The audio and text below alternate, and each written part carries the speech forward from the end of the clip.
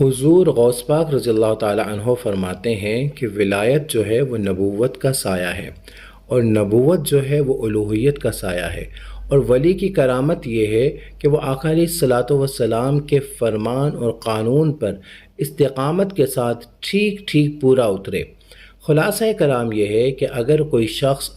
اپنا کوئی کرشمہ دکھاتا ہے اور وہ کہتا ہے یہ کرامت ہے، تو ہم یہ دیکھیں گے کہ اس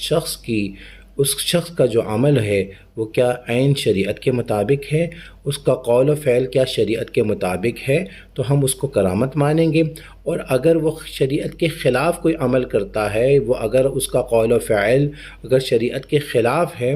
تو وہ چاہے بڑے سے بڑا ہی کرشمہ کیوں نہ دکھائے، وہ چاہے اڑ رہا ہو، چاہے وہ سانپ پر بیٹھا ہو، چاہے وہ شیر پر سوار ہو، تو ہم اس کے بڑی سے بڑی خلاف عادت چیز کو کرامت بالکل نہیں مان سکتے۔